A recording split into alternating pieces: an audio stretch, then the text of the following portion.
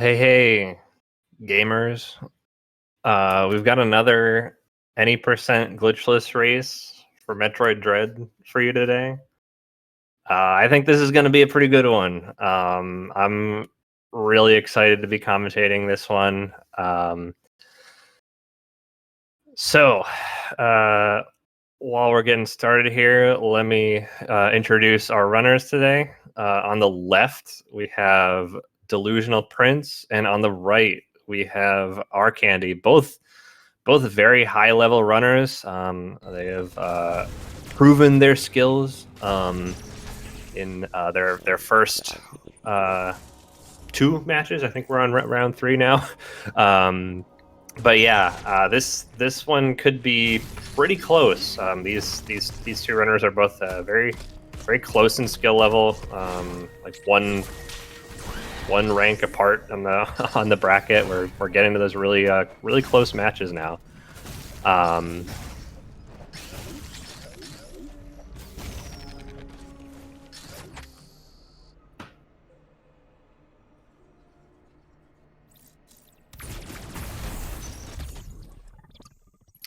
Alrighty. So right off the bat, we've got an extra missile packet here on the left. Could come in handy later on. There's an early game boss where having a couple extra missiles doesn't really hurt. So we've got our first Emmy here. Not a problem. Really long hallway, gives you plenty of time to charge the Omega Cannon.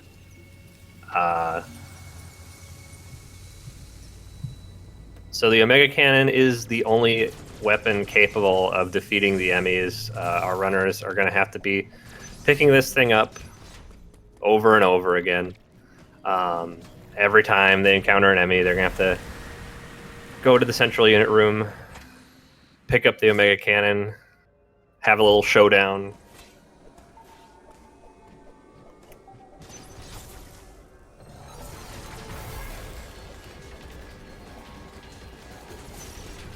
So the early game, very early game route for any percent glitchless is very different compared to the other two variants of any percent, in the sense that we're not allowed to clip Samus's arm cannon into walls, which means that our runners are going to have to be taking the long dev-intended route through Artaria here.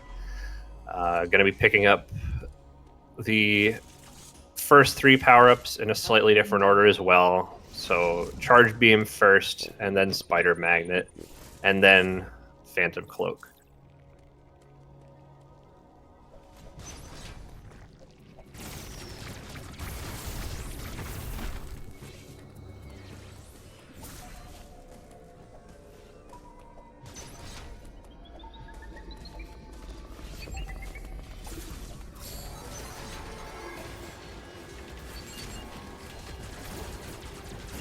So one thing I am going to be trying to be paying attention to here is where the Emmys end up spawning for both our runners. In a lot of trips through the Emmy zone, these guys can spawn in random locations, some slightly more favorable than others,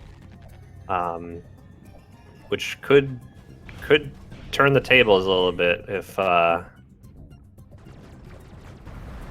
In some cases. Looks like both our runners opting to play it safe, take the trip through the water. The cloakless setup for what some of us like to call toilet skip is a lot more precise to pull off.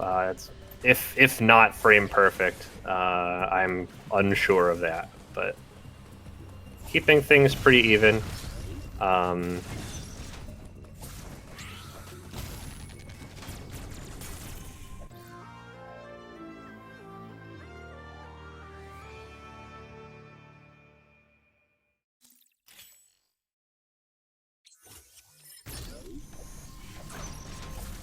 All right, it's still within 5 seconds. I was kind of just going off of when both our runners closed out of the dialogue box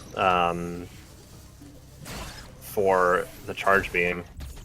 Going to be picking up this little E-tank here. It'd be interesting to see how many energy tanks both our runners go for. Both energy tank and missile routing, I think. Late game enemies tend to hit pretty hard, late game bosses especially.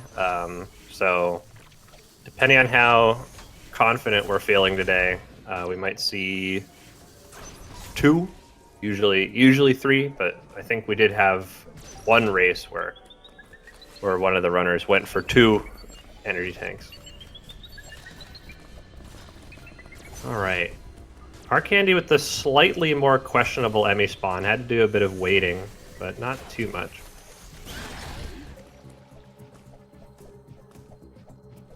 So with Charge Beam in hand, this opens up another door in this sort of 4-door Atom room here.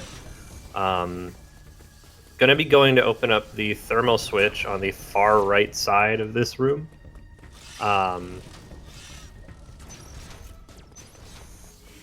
We'll be seeing more thermal switches in the next level.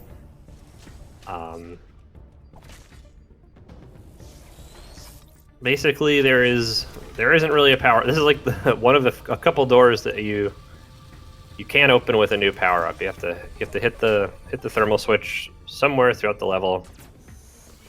And I think that thermal switch actually opens all the thermal doors in Artaria.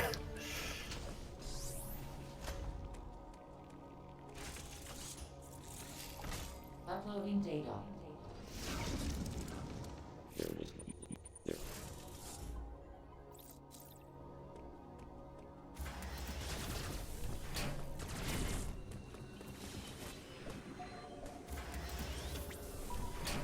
Alrighty, so both our runners are going to be having, duking it out with the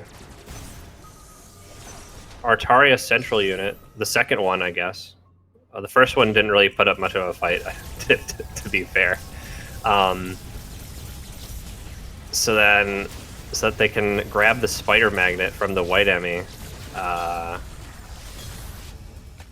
Let's see how that goes.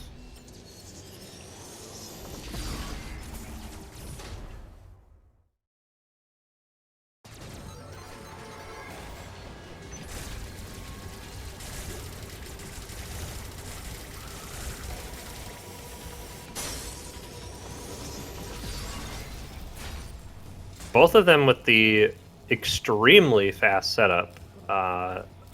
Breaking off the faceplate as the Emmy is coming through the door, and able to charge up the Omega Cannon to kill the Emmy rather than slide under it.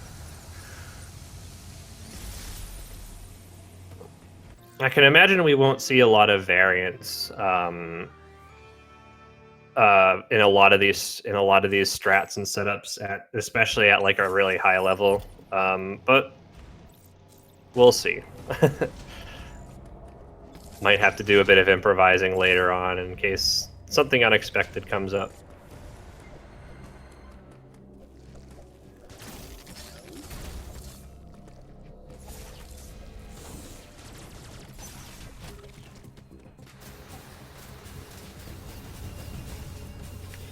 So right after Spider Magnet, both the runners here coming up on Corpius. Basically, the ideal situation is to land 26 of your missile shots on this boss's face in order to skip going on to the third phase.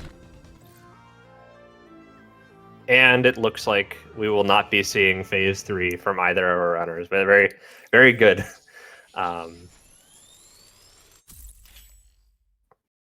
I am looking at DelusionalPrince's missile count, and it does look like that extra missile packet did come in handy. So Whether or not that first missile pickup was intentional or not, it ended up paying off in the end.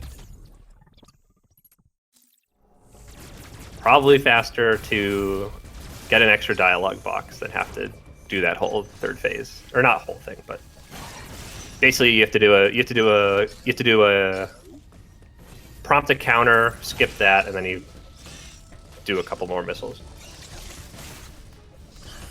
Looks like the same setup for the Artari elevator damage boost. Kind of like panning my eyes really quickly between both runners doing it.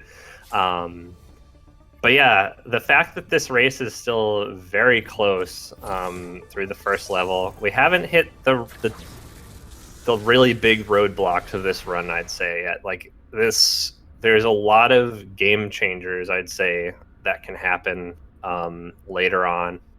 One coming up pretty soon, actually. So depending on how many tries it takes our runners to get Adam skip today.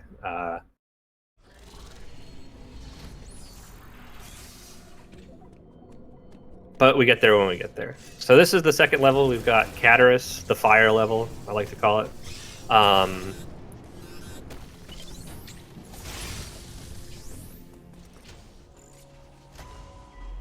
Gonna be making a somewhat lengthy trip through this level to get to another level where the next power-up is, but not before 3 to 5 encounters with the green Emmy.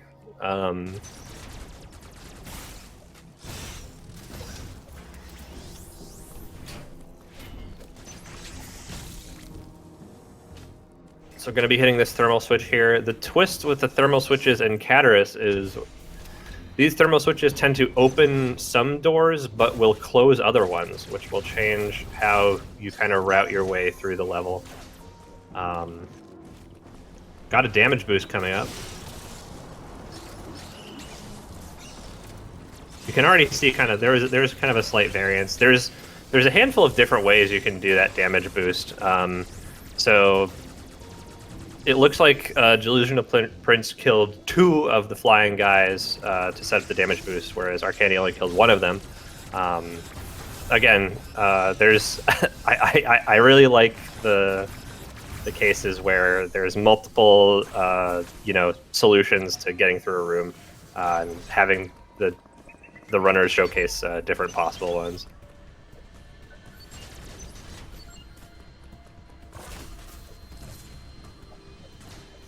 So the green Emmy is slightly different from the previous Emmy that we've encountered, and the fact that its faceplate is a little bit smaller, which means that it can fit through morph ball tunnels. And every other Emmy from here on out will have that feature. Both of our runners getting the bad Emmy setup, but managed to make it through the room fast enough to get through the door without having to use Phantom Cloak, which is good.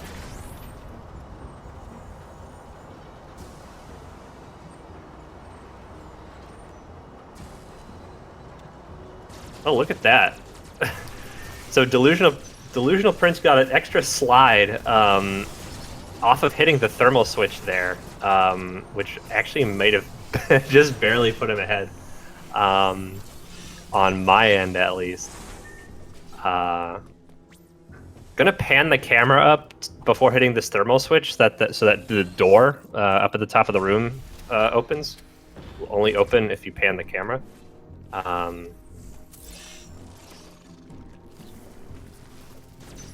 Alrighty. It's time for Adam skip. Let's see how many tries it takes our runners today. Having a bit of trouble. Oh, there we go.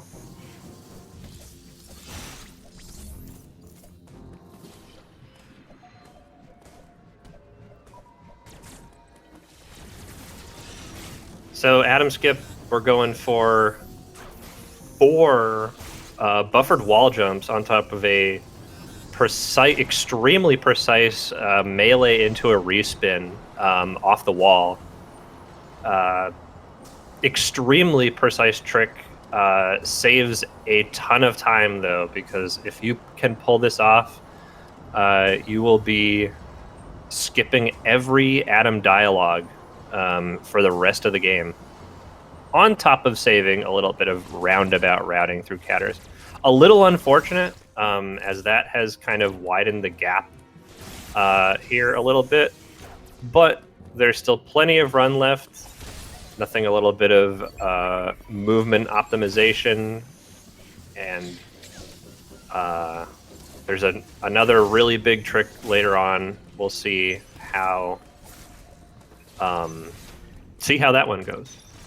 A little bit of movement optimization, a little bit of RNG can change the outcome of this race for sure.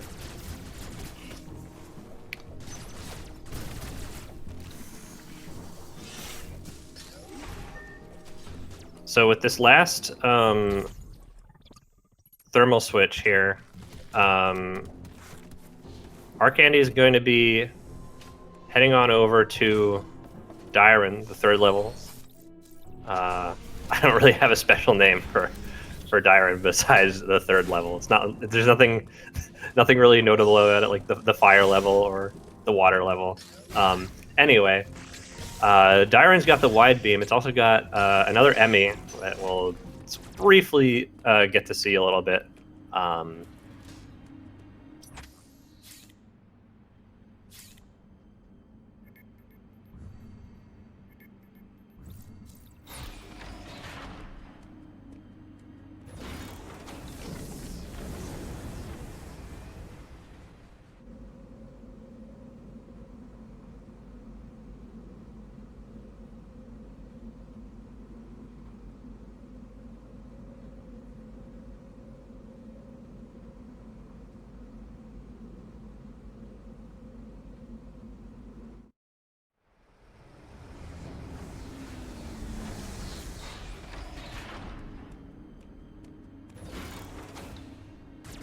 All right, so this is going to be a pretty brief visit to Dyron. Going to be going in,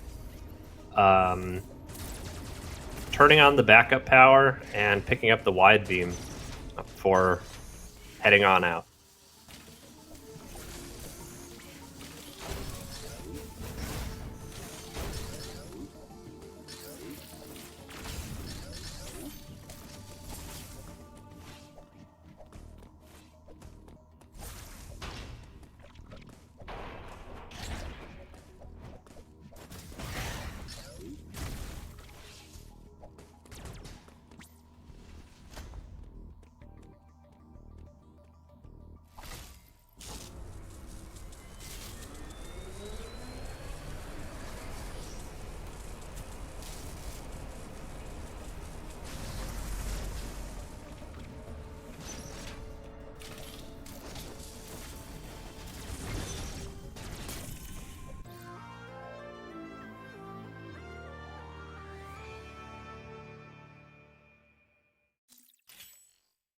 All right, so wide beam.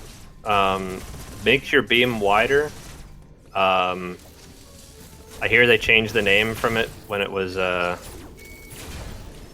from Super Metroid. But yeah, makes your beam wider, lets you do more damage to enemies, lets you interact with both wide beam blocks and like the 3 wide beam doors in the whole game. I don't know if it's 3 or like 2. There aren't a lot. I could probably count the number of wide beam doors in this game on one hand. Regardless, I digress.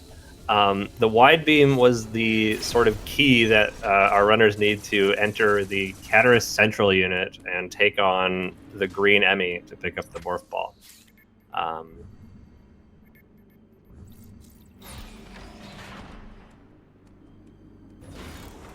Fortunately, falling off here, Steve can give runners a little bit of trouble. Not a problem. So on the left here, we're going to get a brief glimpse at the yellow Emmy, turning around, running away. That's the speed booster Emmy, and as its name suggests, it is very fast.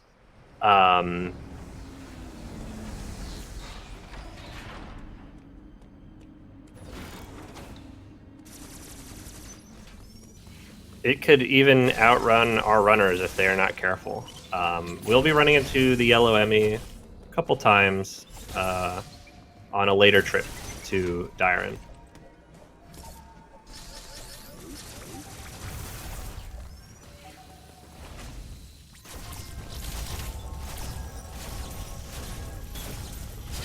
So with wide beam and missiles, these sort of high level strat for a lot of boss encounters is going to be to quickly charge up the charge beam using a spin and combining your charge shot with a missile and sort of just repeatedly doing that motion over and over again does the most damage if you can do that fast enough. We'll be seeing that on with a handful of boss encounters here. Yeah, you see both runners are opting to go for that. So yeah, no, I've said in previous races, but you know, for the folks at home this is their first time seeing a Metroid Dread race, no two central unit encounters are going to be the same whether it comes to actually fighting the brain or leaving the room. So with wide beam, it's a lot faster to just kind of spam wide beam at the boss when the shield is off, rather than spam missiles. So we've got the morph ball here, a Metroid staple. Lets you roll through tunnels. Arkandy opting to pick up the 10 missile packet here.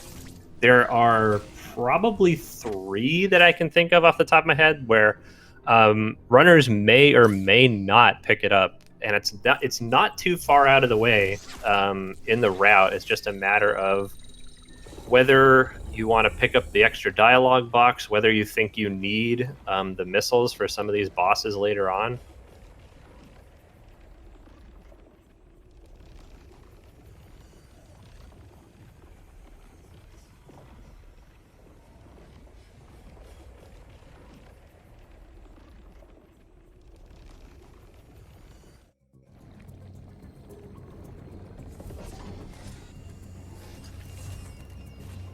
So both our runners opting to get the first Missile 10 packet here. Pretty good to have for both Kraid and Drog, 2 bosses that may or may not require a handful of missiles depending on what happens, I guess.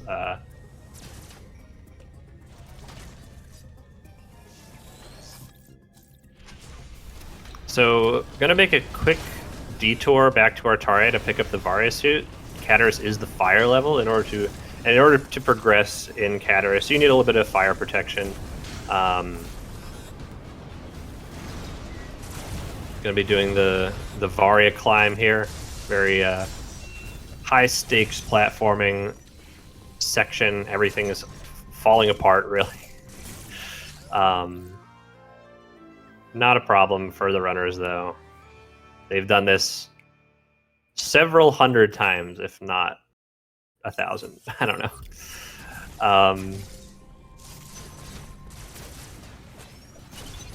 Probably.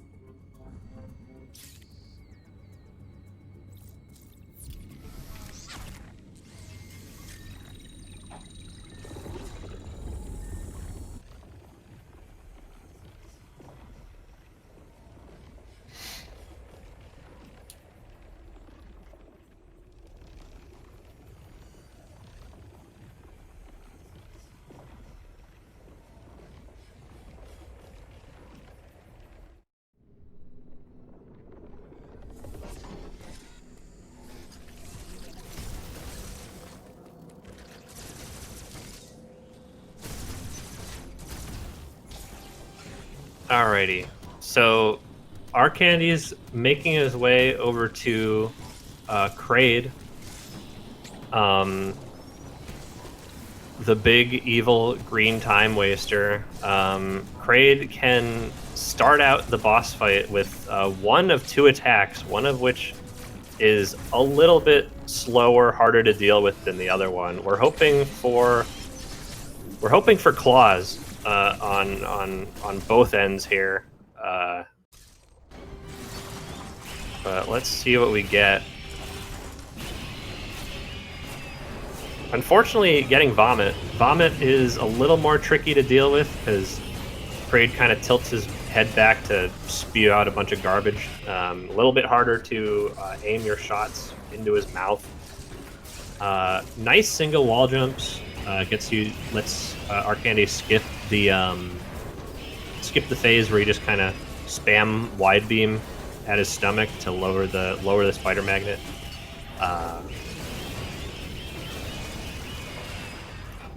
Pretty much handled the bad RNG pretty well. Kraid can close the gap a little bit for this race if we get claws on DelusionalPrince's end. Let's see what we get. Spin the wheel, I guess. And we got claws. All right, this could be this race just got a little bit closer, and I think his single wall. Oh, wait. Okay, he missed the single wall jumps, but Kraid ended up shooting the platforms out of his stomach a little bit faster there, which can just happen randomly. This is just a really random boss. Very good Kraid. Really on both ends. From the runners worked with the hand that they were dealt. So we've got Diffusion Beam. Brand new power-up, I think. I don't think this shows up in any previous entries. The closest relative I can think of is the Diffusion Missile in Fusion. Basically, your charge beam can now enter walls a little bit. Can hit blobs that are a little bit further in walls than the usual. Wait, was it another M? I actually don't know what power-ups are another M, so forgive me for being unaware.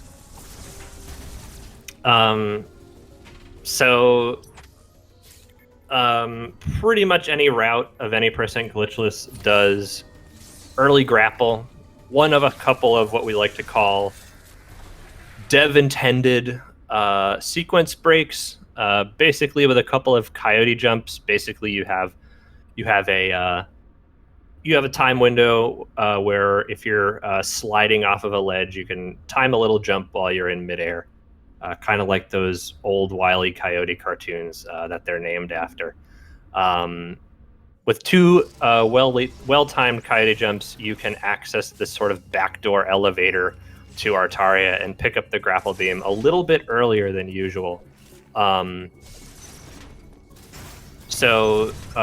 grapple beam saves a bit of Artaria routing, saves an Artaria visit.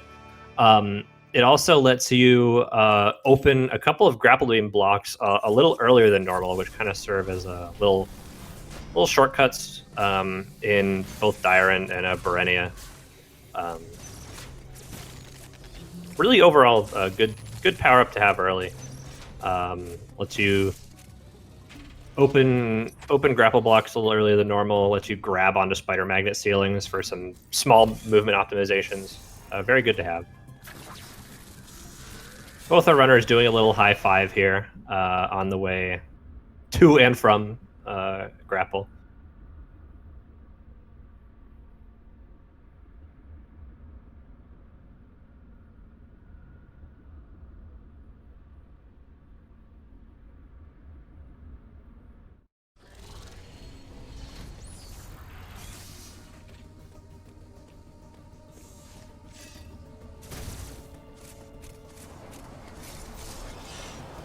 Unfortunately, the slug enemy not really cooperating on the left there.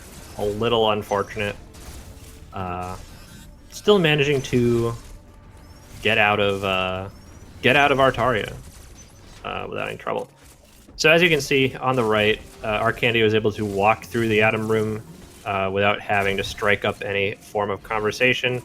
That's because the game is currently waiting on Samus to enter a room all the way back in Cataris that neither of our runners will be entering at all during this run.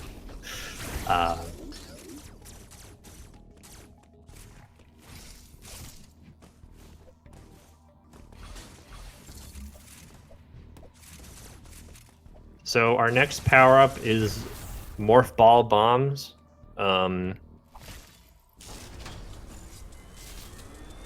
Not really much to say about bombs. The standard bombs, basically, you can open bomb blocks. You can propel yourself through some sections of Morph Ball Tunnel.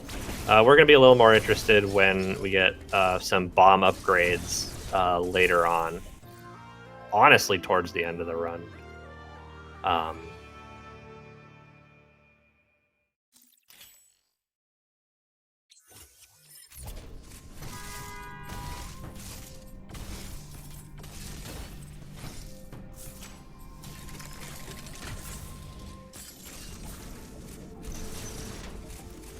It's just called bomb. True.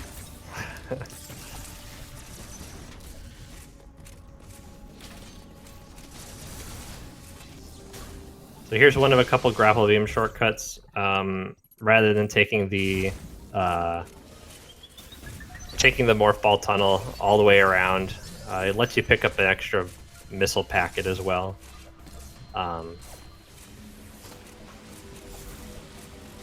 See how good Arkandy's golf game is. I don't think he really opted to go for didn't really opt to golf.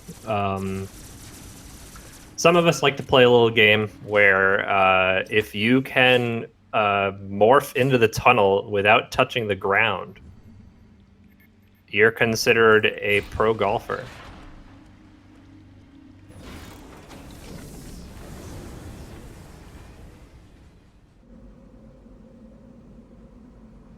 We'll see. That didn't look like a golf setup. He kind of spun to the right there.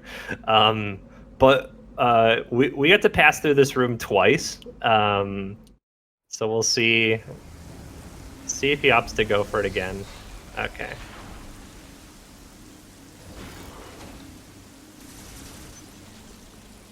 So we've got Berenia here. It's the water level. Interesting cloak. I think that was to hide from the suction enemy on the wall. I've never seen that before. I learned something today. But yeah, Phantom Cloak, you can kind of use it a couple times to hide from a couple of enemies here. Grapple Beam coming in a bit of handy here. You can pull yourself out of the water there in that room. So Berenia, another like really brief visit here. Going to be picking up Flash Shift and then leaving. Arkandy going for Backdoor Flash. Basically, we're going to be dropping the Morph Ball at approximately, I think it's 150 beats per minute in a sort of diagonal pattern. Lets you kind of hover over the shutter there, and the door will open, allowing you to enter Flash Shift from the back door. Saves not as much time when you're going for early grapple, but at a very high level, any time save is time save.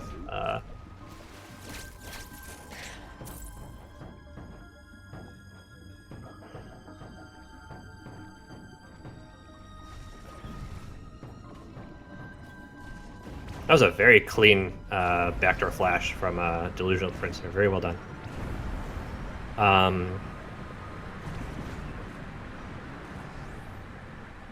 I think we're going to be seeing a damage boost off the fish. Oh no! Come on. There we... Oh.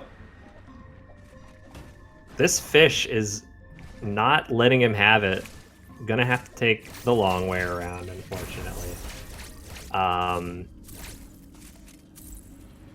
So I never really found a good opportunity to mention the optimal movement through water, if you don't know, is to repeatedly jump until we get a secret tool that will help us later. Water really hinders your movement, and it really slows down like all your animations. That is very advantageous. Delusional Prince definitely saved a handful of time with that damage boost off the fish, for sure. Very well done. So with Flash Shift and both our runners out of Berenia, we're going to be taking on the yellow Emmy. I'm going to grab the speed booster, going to go fast, hopefully.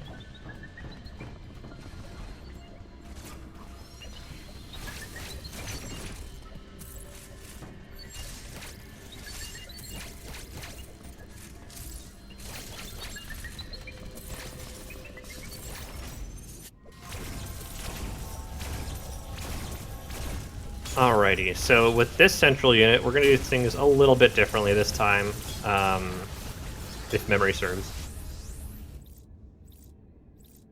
I don't want to say as if there's... Oh, we're actually going to melee towards the door. Interesting. So typically, you'll see a handful of runners will opt to not melee towards the door, but you can use the flash shift to flash out of the room, which you normally would not have been able to do up to this point.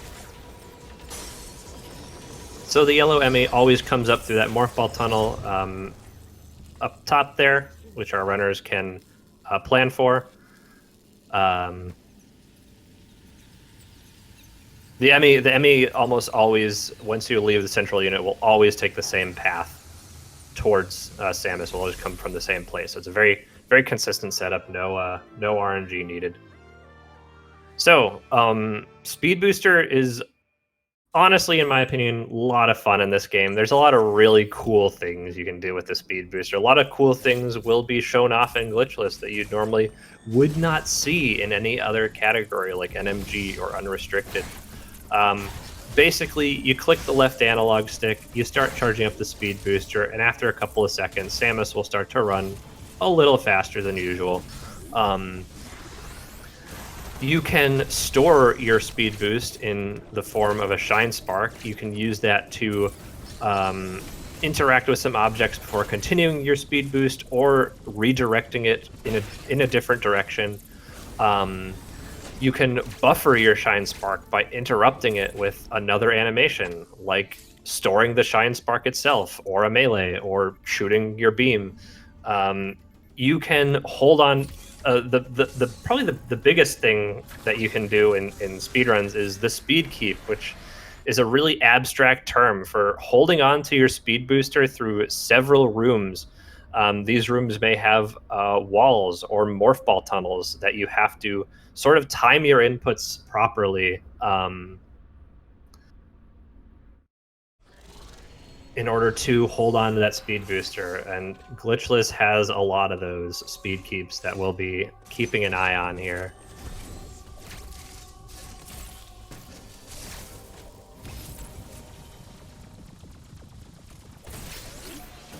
So this is Ferenia. Going to be taking a quick trip through here to take on the Robot Chozo and open up a path in Berenia. Really clean, Quiet Robe Chozo, I'd say. 2 speed boosters will do the trick. That's all you really need.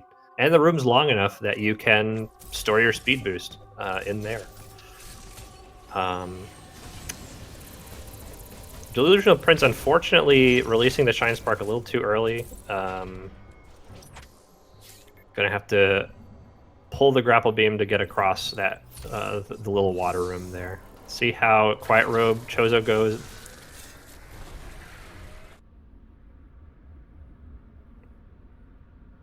Pretty good on both ends, really. You do need the boss to cooperate a little bit so that you can do the damage boost and be able to run the length of the room in order to charge one up.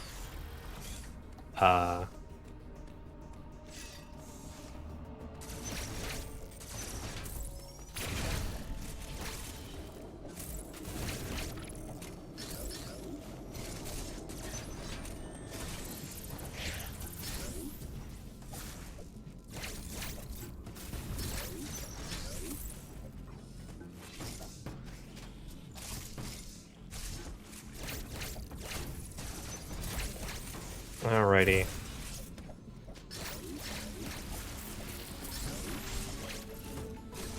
Alright.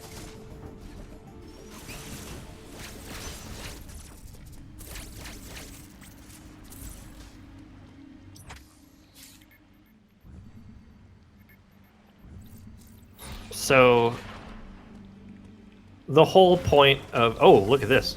That was a really nice speed keep on from DelusionalPrince there. That's a really tricky one, at least from the looks of it. I've never actually attempted it myself. You do have to kind of sort of time your jump so that you can sort of arc Samus through the sort of drop there, and without losing enough speed that you lose your speed booster. That one in particular looks kind of tough. I was in the middle of saying something. Berenia 2. So the whole point of going over to Ferenia was to open up a new path in Berenia that will let the runners go to Gavrin and pick up the super missile. Looks like Arkandy unfortunately missing the speed keep through the long morph ball tunnel. Gonna have to do a little bit of a slowish roll through there. Alrighty, so glitchless exclusive. We're gonna be seeing Drog, the octopus monster. Typically in NMG or unrestricted, we would clip Samus's arm cannon through the wall in what's called a double turnaround pseudo, but that's banned. We don't do that here. So Drog does have a one-cycle strat that we will probably be seeing on both ends here. Gonna be dropping the water level here to open up the boss here. So Arkandy is going to be repeatedly meleeing into the tentacle here to interrupt or delay this sort of counter animation. So that will allow him to do enough damage to kill the boss without advancing to phase 2.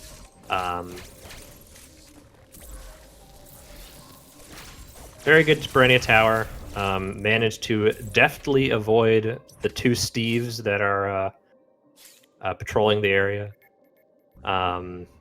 And without Phantom Cloak, may I add. So, kudos.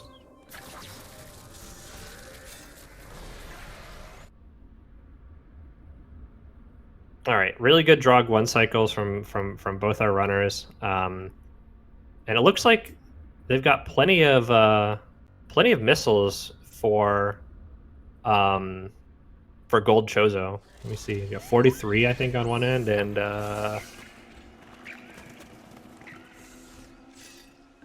40 on the other?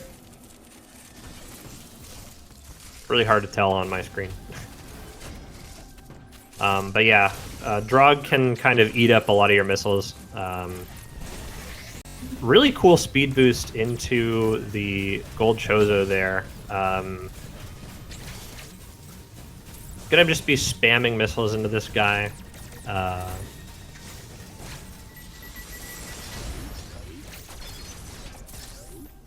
So it looks like both of our runners going with 2 E-tanks. Unless there's like another E-tank that I'm not aware of in this route.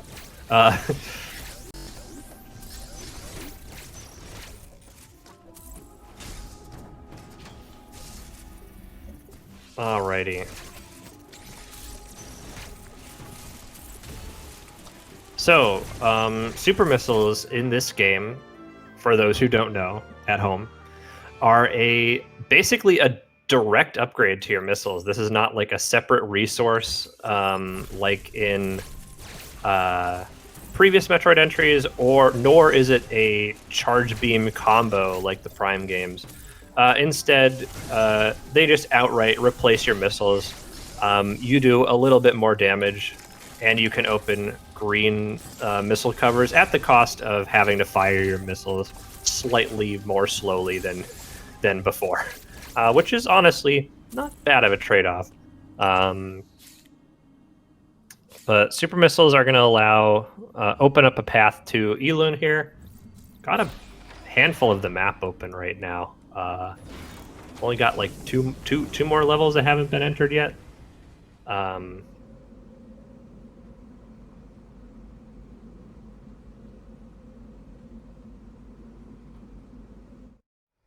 Nice, nice hecaton boost there. So you can damage boost off that green whale-looking enemy to get flung across the room a little bit. Small, little, really cool trick you can, you know, show off at parties. I don't know.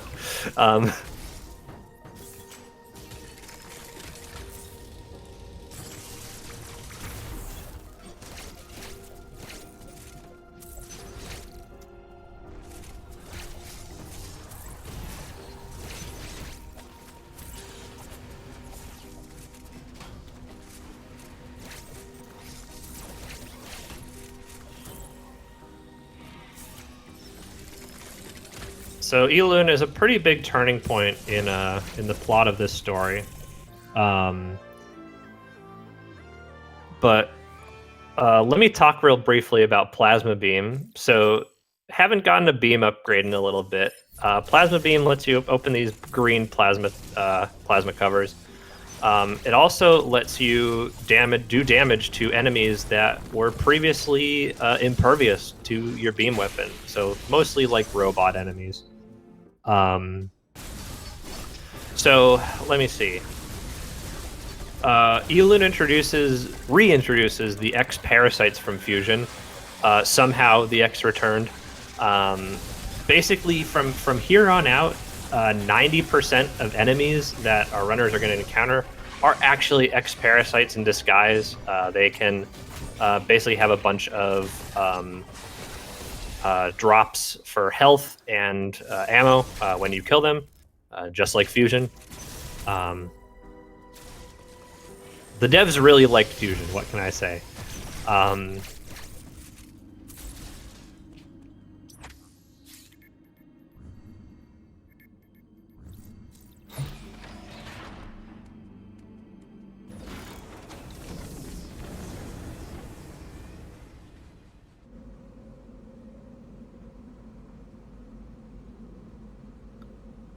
All right, so on the return trip to Gavrin here, we're coming up on what could be a big game changer in this run. It could either turn the tables in favor of DelusionalPrince, or it could widen the gap in favor of Arkandy here. I'm talking about glitchless early ice. This is a somewhat precise speed keep that is required to pick up the ice missile without the need of spin boost.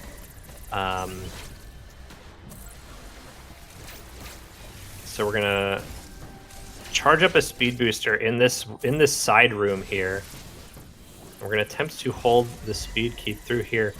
Looks like Arkandy is going for the super glitchless early ice, where instead of launching yourself across the water, you release your speed booster at the bottom of the room and go all the way up. Very good super glitchless early ice. That's going to be a bit tough to contend with, honestly. But we'll see what happens.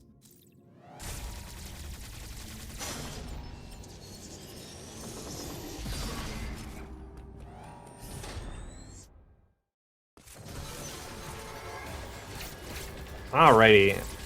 That's a pretty good, standard glitchless early ice.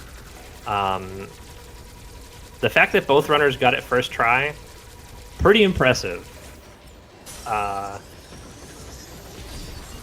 Blue Emmy was unfortunately waiting in front of the door. But hey.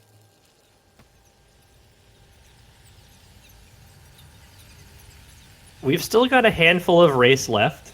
I think it's still pretty tough to call a winner right now, I'd say. We've got a handful of RNG bosses. We've got a handful of tough platforming sections.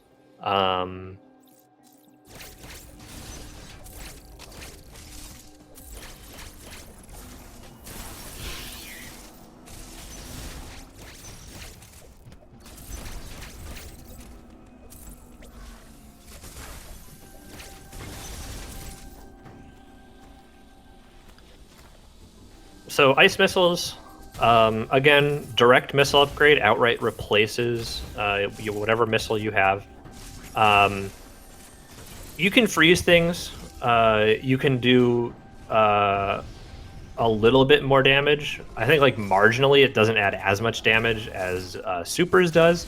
But the big check that the game tries to make for ice missiles is the Enkis, which are these little flaming pillar guys, like that guy that DelusionalPrince just shot at with a missile. Enkis are really only vulnerable to like two things, I'm pretty sure: ice missiles and power bombs. And that's sort of the game's way of checking, hey, do you have ice missiles yet? But using a nice speed booster across the water here, you can skip spin boost entirely. No runner is going for spin boost today. Greggy, if you're watching the stream, we're sorry. No spin boost today.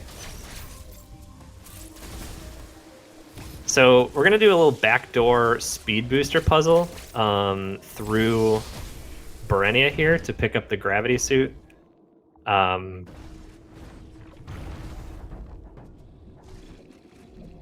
of course, our runners have already demonstrated their mastery of the speed booster with glitchless early ice.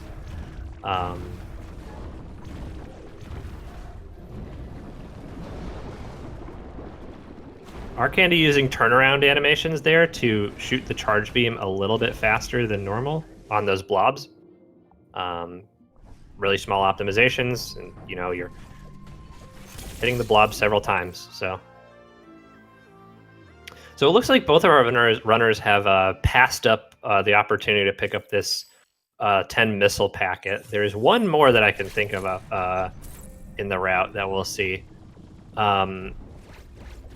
If they both go for weaving, which I would assume they do, that's probably all they need against Ravenbeak, honestly. But I don't want to get too far ahead of myself.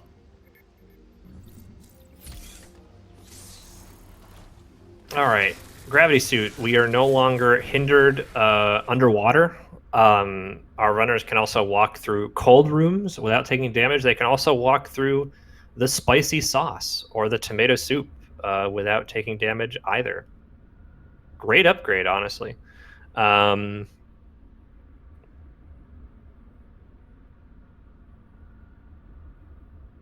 So coming up next is Frozen Artaria and Experiment Z57. Frozen Artaria has a handful of opportunities to show off what you can really do with the speed booster. Starting off with the red Chozo warrior here. Gonna be trying to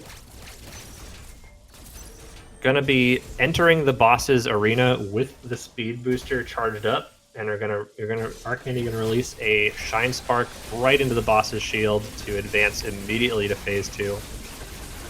And it looks like with a little bit of missile weaving, not a problem.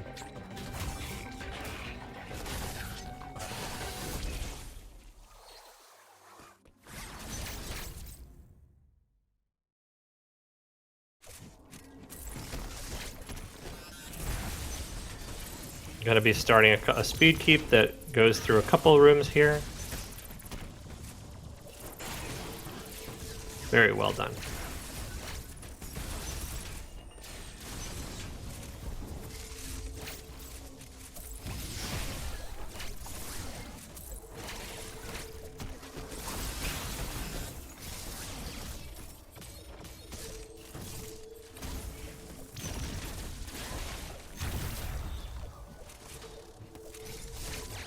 Lots of really cool sort of morph ball up and over the Steve there to avoid bonking into him. I kind of liked that. You really learn something every day, I feel like, with this game in terms of like what you can really do. The moveset is very very versatile.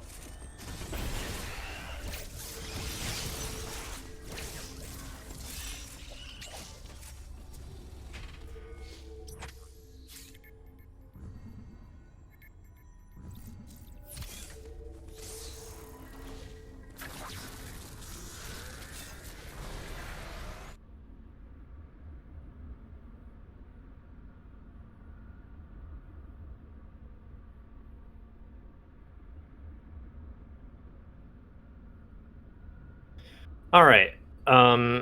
So Experiment is another RNG boss, and not too far different from our big green arch nemesis Kraid.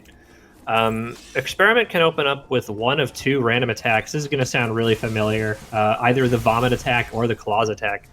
But contrary to what you may infer from how Kraid went, we actually want the vomit attack this time, as that one, as Experiment can't actually be damaged during the claws attack. His head kind of gets pulled back into the background and is not vulnerable to damage.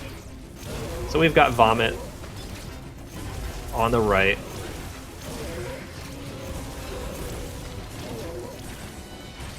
Vomit into Claws, okay. Not great, but that's enough damage to advance to this phase here, where he puts his claws out on the walls and you gotta fire at each one. And finally, phase 3, if you want to call it that, I guess. Arkandy is going to be charging a speed booster during this wind attack, and releasing it in the boss's face. Looks like DelusionalPrince getting claws into Vomit. It could be basically pretty similar RNG. There we go. I think both of our runners basically getting the same experiment effectively.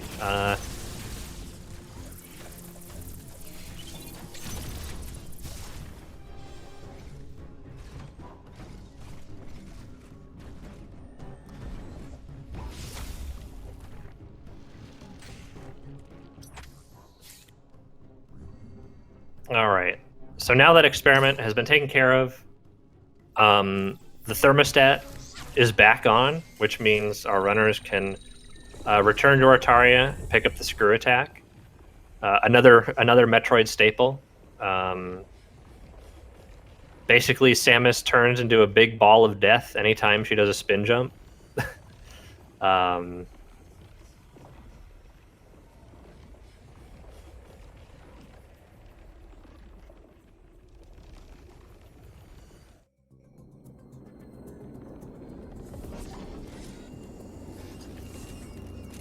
But we are coming up on what I don't really know if what the consensus is on what people would say is late game of this run, but we are reaching the 1 hour mark, which means there's approximately 15 to 20 minutes left of this run.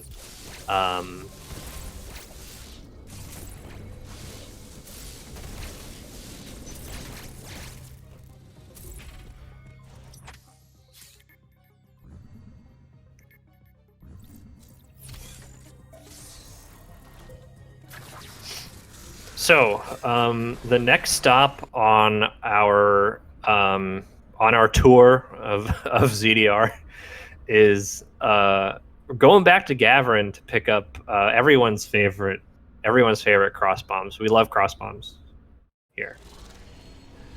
We love cross bombs in this house, and the keeper of the cross bombs is a bit of a tricky boss.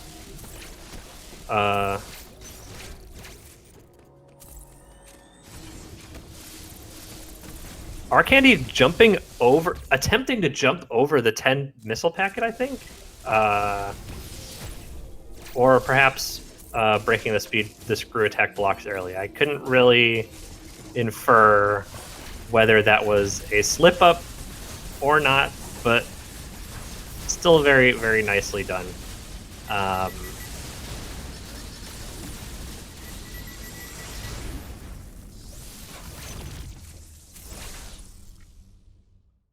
And there we go. We have a route divergence when it comes to the 10 pack of missiles. So we've got total missile count of, I believe, 48 to 54. Really good Brenia bots on both ends, I would say.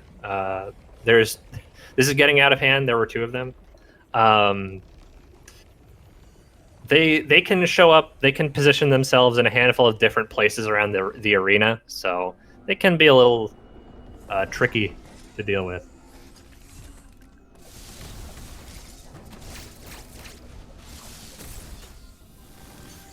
Alrighty, so in an ideal world with Golzuna, we're looking for a total of 3 speed boosts into the boss. 1 into the medium guy, 2 into the big guy.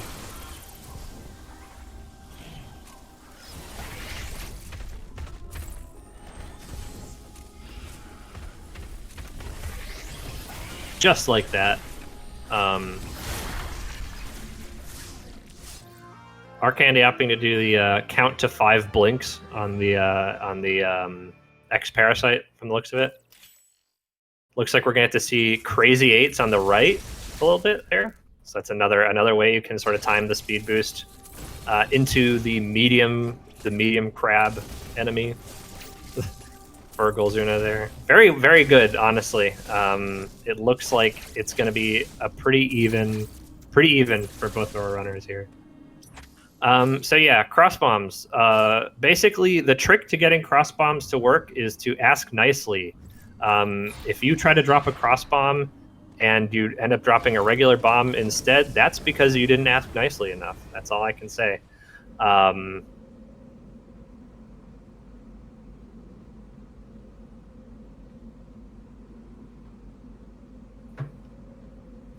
Alrighty, so it's been a while since we've picked up multiple major upgrades in one visit to a level. Really specific, I guess. I don't really know where I was going with that. But after this little side trip through Hanubia, our runners are going to be picking up 3 big upgrades in Ferenia. The Space Jump, the Storm Missiles, and the Wave Beam.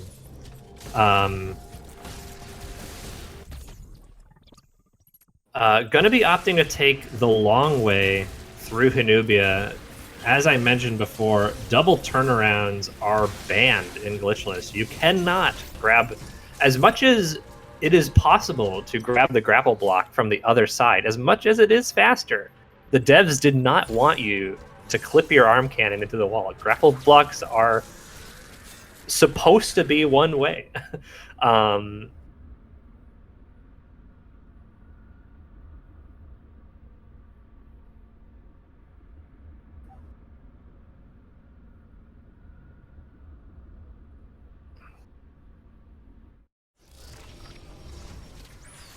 So it looks like our runners are essentially a loading screen apart, give or take a few seconds.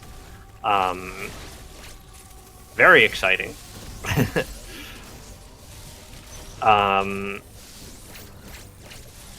DelusionalPrince really able to close the gap pretty nicely, given Adam skipped at the very beginning of the run. I would say excellent job.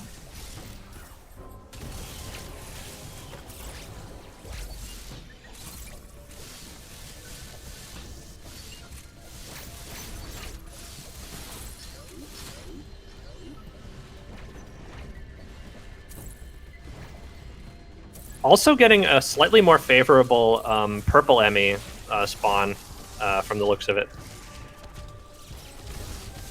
So both our runners are making their way over to SQ, the Storm Missile boss. SQ, it's really going to be a blink and you'll miss it. Going to charge a speed boost, going into the room, drop a cross bomb, and just kind of pogo bounce off the boss in that corner there. And it looks like we're going for the 2 cycle off of the Core X Parasite here. And there you go. And it looks like both our runners opting to go for the same strat on SQ. Very nicely done.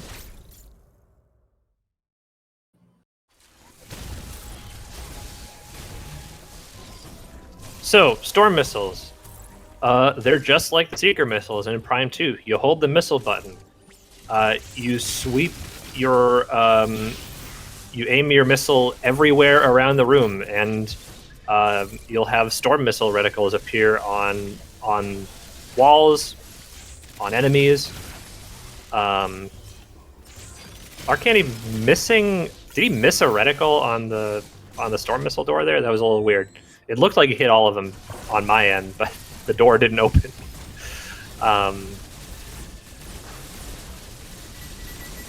Gonna be spamming plasma beam on these twin robot Chozos here.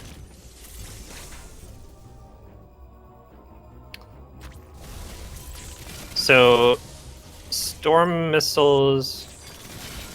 There we go. I don't know where I was going. So Arkandy is going to hopefully try and flash out of the door before it closes on him. That's a one-way door, and he doesn't want to take the long way around.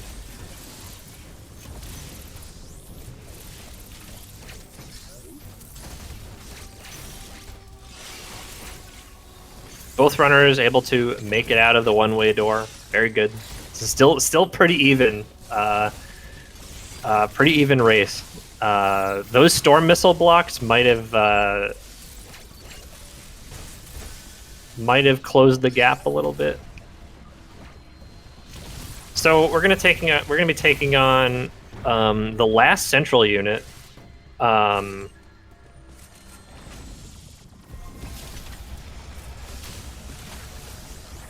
So I'm gonna just trivialize the central unit fight, really. With speed booster and screw attack, you just speed boost to knock off the shield and screw attack into the brain to kill it. Alrighty. It's time for the purple Emmy. Let's see what we got here. So Arkandy's going to back himself into the corner here. Every shot counts in terms of getting the faceplate off of this guy.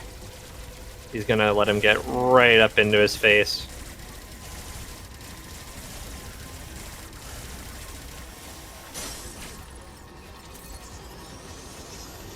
Pretty good. Let's see how things are going on the left. Ooh.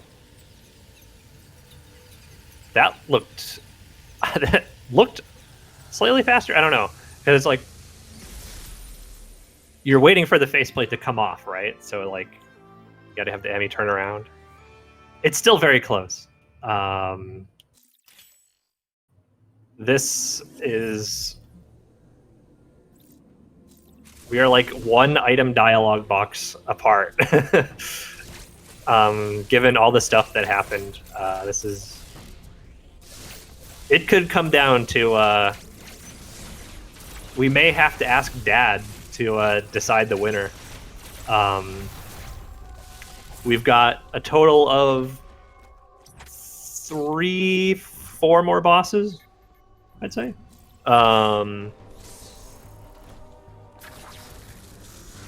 We've got 2 more Chozo Warriors. We've got Ravenbeak. We've got RBX. If you count RBX. I don't know if the game counts RBX. We've got 1 more power-up.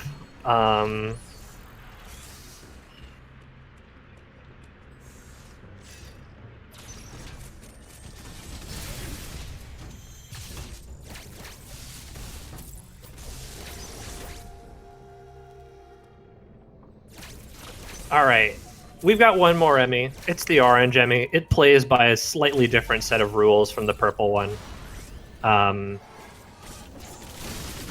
You can see it kind of chilling in the background. It's taking a little nap while the Chozo Warrior kind of handles things for it.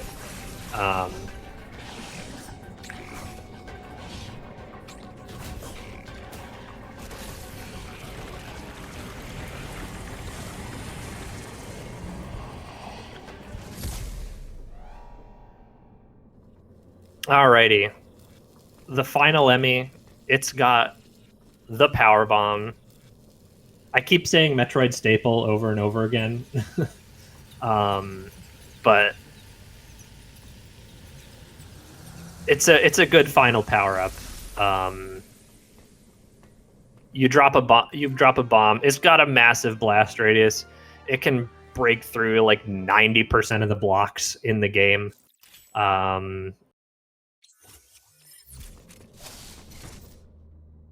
The game knows it's really powerful, so it only gives you like 2 to begin with.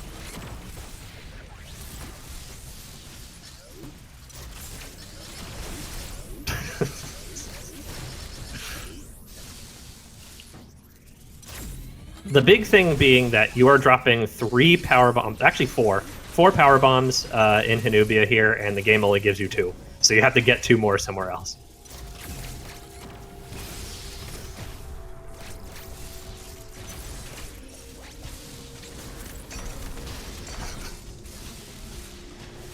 Please do not staple the Metroids. I'm sorry.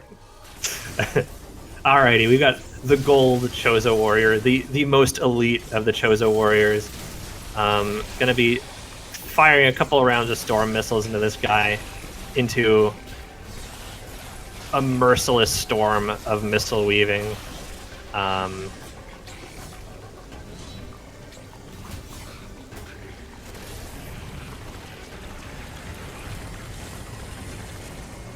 Oh, this is a extremely risky move, opting to damage, get some iframes, or maybe not get some iframes, but take some damage from the Gold Chozo Elite. But it did pay off. That was a little nerve-wracking on my end.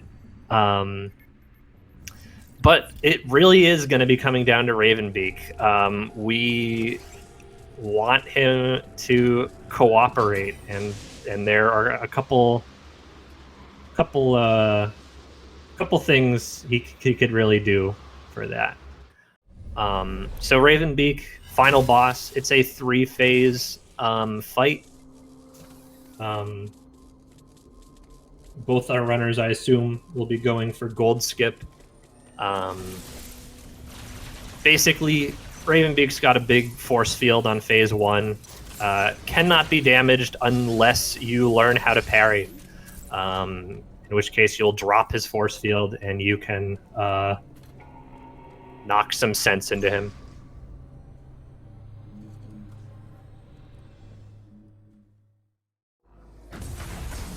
Alright. Here we go. Immediately getting the force field here. One lock gold skip on the right. Alright, we're going to try, I think we're going to opt to keep Ravenbeak on the left side of the screen to keep him from moving around too much. In phase 2. Pretty good.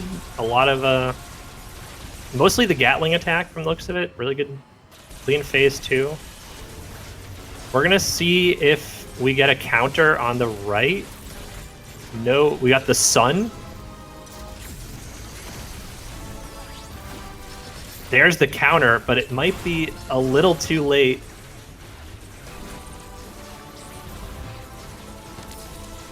Both our runners opting to pass up the counter.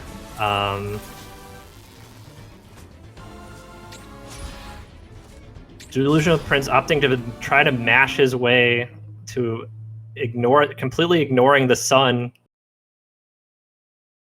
It was really close.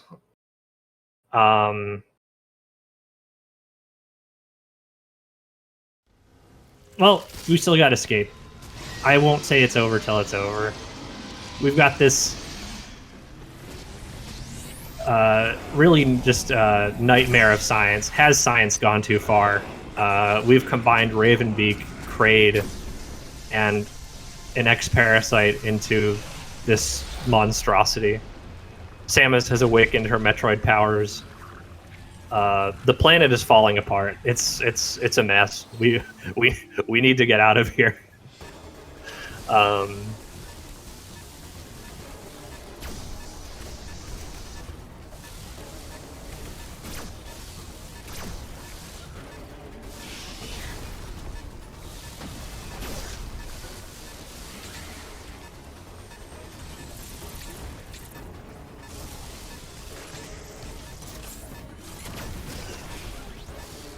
I have to like get ready to mark done for like both runners.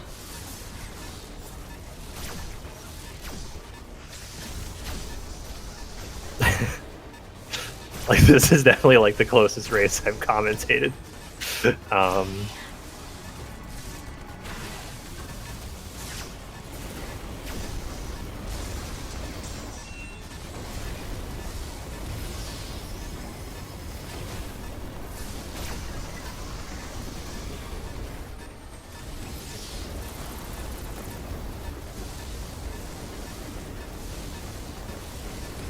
Alrighty, we've got a 1:16:19 on the right.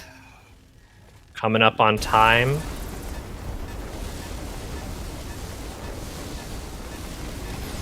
And a 1:16:34 on the left. A 15-second difference slightly. And I already see Arkandy has joined the setup channel. So I believe we will be doing post-game interviews today. Very nice.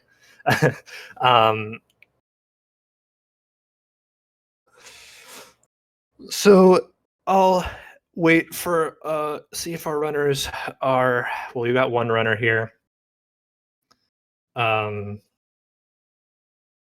This was a very entertaining race. This was honestly really, really close. Let me see. No comms. Okay. Yeah, Arkandy, if you want to join, I can ask you a little bit about your run.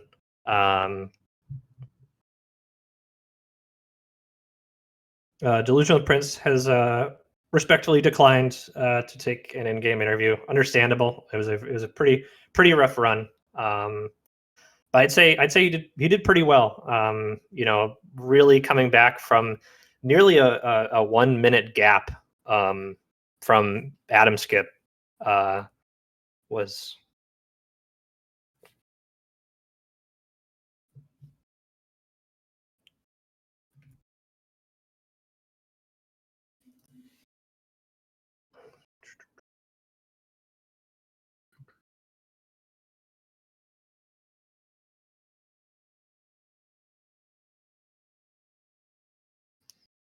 Alrighty. Let's see.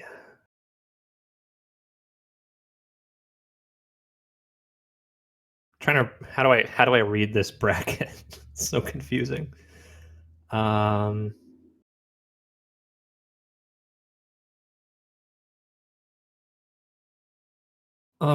So Arkandy is going to be moving up in upper bracket, and we'll be facing off against the winner of Satora versus Ednolium, which I don't think has been scheduled yet. Can take a little peek at the schedule. Nope. So that is to be determined. DelusionalPrince will be dropping into the lower bracket, but this is a double elimination match, so it ain't over yet. It looks like that is going to be in lower bracket round 4, and it is still really unclear who his opponent is going to be. There are 4 possible options. We've got Manager, Root, Greggy, and me. Any one of us could be his opponent in the lower bracket.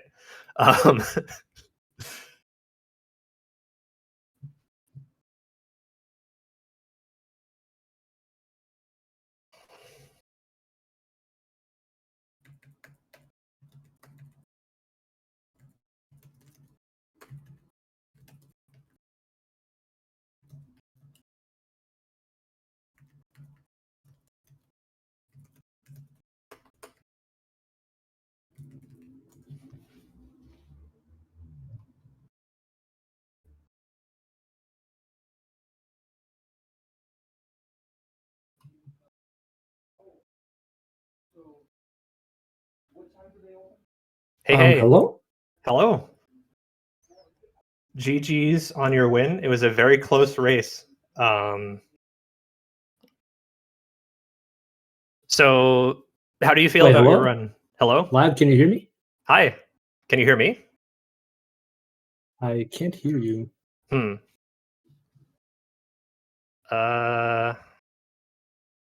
me see. I think my settings should be fine. I don't know.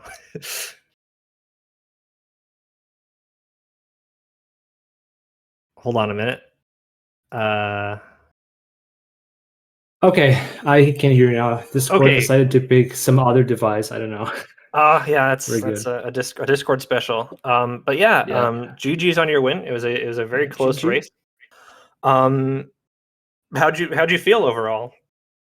My run was a 0.1 PB, so yay. Very, very nice. Yeah, I mean, I'm happy with my early game, like up until I don't know, after Cataries, I guess.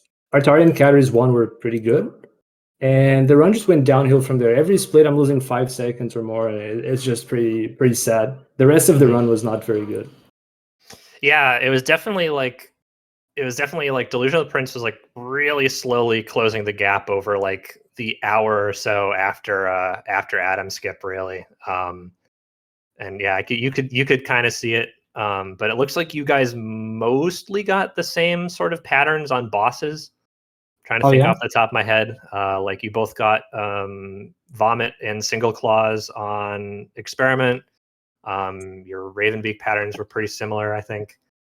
Yeah, I mean, I'm not one to really say. The big thing I thought of off the top of my head was there's the damage boost off of the fish leaving Berenia to get onto the platform. I almost forgot about that. That was tragic. I practiced that section a bunch, but the C boost specifically, I guess I don't have it down as much as I'd like to. It was pretty tricky. But yeah, I'm trying to think. Else like oh yeah, speaking of bosses, Z57, I only got claws because I was a bit bad at the Charlies. It turns out I was only missing one shot to transition into the Flappy Bird sequence, and I got that after the claws, so that was pretty sad. Yeah, I was gonna say I think one of you got the claws first, and I think that was DelusionalPrince. Yeah, that's actual bad RNG for Prince then. You did super glitchless early ice. That was both of you got first try glitchless early ice, which was really nice. But yeah, I'm a big fan of super glitchless early ice myself. So really happy to be able to see that. It's actually a pretty good part of the run, like when you get through glitchless early ice, because in my opinion it's probably the hardest part of the run. Not necessarily hard, but it's like if you mess it up it's going to cost a lot of time, so you really want to get that first try with as few mistakes as possible. So it's really nice that we both go through with that. Oh yeah, absolutely. It's definitely like not just in terms of like having to physically go back to the room every time you mess it up to set up the speed boost again, but also just, I guess, just mentally, because it probably just really kind of sits in the back of your head every time you don't get it. Exactly. Alrighty. But yeah, I like I mentioned before you joined, your next opponent will be the winner of Satora versus Ednolium, which is to be determined. I'm looking forward to seeing it. It's definitely gonna be Ed, of course. Yeah, let's do it, Ed. Alrighty, yeah. But so stay tuned, folks at home. We've got a handful of matches left. I think over the next week or so, the lower bracket is probably going to need to catch up a little bit. We're still going through round 2. So I don't know if you had any closing statements. I'm probably just going to kind of briefly go through the schedule real quick after that. So yeah, I just want to say GG's Prince. That was a good run. I didn't see what exactly happened, but I know he had a little bit of a choker somewhere in Cataries. I assume it was Adam. It was Adam. It happens. It's unlucky. Really, it's just it happens. Just really unlucky. Yeah. Aside from that, yeah. It could have been me, honestly. Like, it's just what it is. Like, It's really unlucky. It can happen to anybody. I think he had a real shot at winning the race if he didn't get that. Oh, absolutely, yeah. Like it really was coming down to It's like like a favorable Ravenbeak pattern could have yeah, turned things around.